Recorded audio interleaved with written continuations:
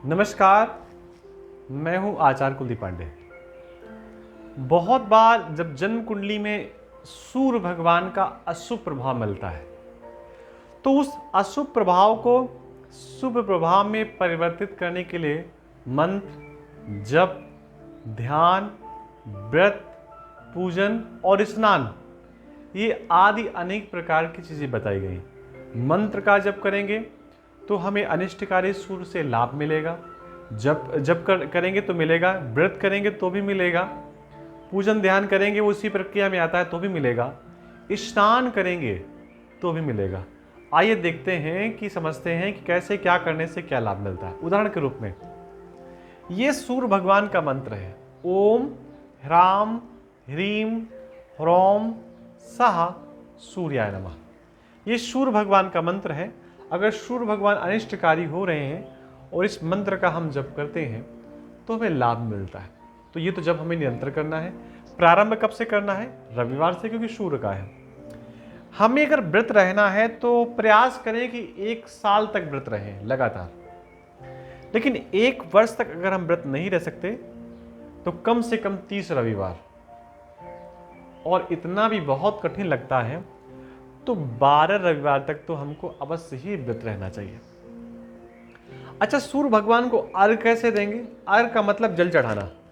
वैसे तो लोग नित्य कर्म में जल चढ़ाते ही हैं, जल देते हैं सूर्य भगवान को, लेकिन फिर भी अगर लोटे पे हम लोग रक्त चंदन यानी कि लाल चंदन, रक्त मतलब लाल, अच्छा चावल, लाल पुष्प, गुलाब भी हो सकता है, गेंदा भी हो सकता है, लेकिन लाल, दूर्वा, ये अगर हम जल में डाल करके सूर्य भगवान को अर्घ देते हैं, इतना ऊपर से दें कि जल हमारी आंखों के सामने से टपके और सूर्य की रेज हमारी आंखों तक आए, तो भी हमें सूर्य भगवान का जो पॉजिटिव फल है ज्यादा मिलना प्रारंभ हो जाएगा।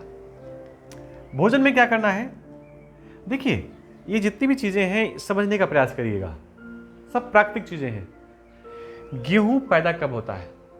मई, अप्रैल मई के आसपास, उसके पहले भी होता है। लेकिन गेहूं भले ही ठंडी में बोया जाता हो, गेहूं में जब बीज निकलता है तो उस समय सूर्य भगवान पूरे अपने तापमान पे होते हैं, टेम्परेचर पे होते हैं।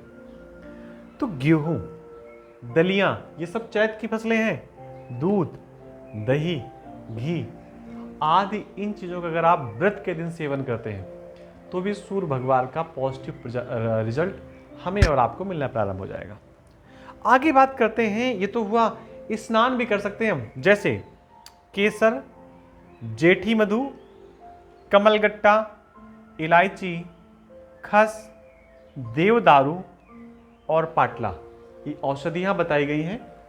इन औषधियों को अगर हम जल में डालने के बाद उस जल से स्नान करते हैं तो भी सूर्य भगवान का पॉजिटिव रिजल्ट हमें मिलना प्रारंभ हो जाएगा। ये जितनी चीज़ें बताई गई हैं ये बहुत महंगी चीज़ें हैं।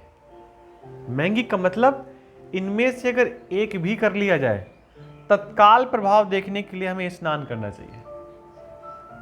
ये सारी वस्तुएं जितनी इसमें लिखी हुई हैं जल में डाल दें, किसी ऐसे सूती कपड़े में बांध करके डाल दें, उसमें हिला दें जल को अच्छे ढंग से, जैसे हम लोग फिटकरी डालते हैं।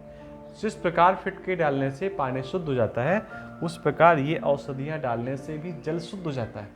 और फिर उसके बाद हम स्नान करते हैं तो समझिए हमें बाहरी आवरण से पॉजिटिविटी मिलती है।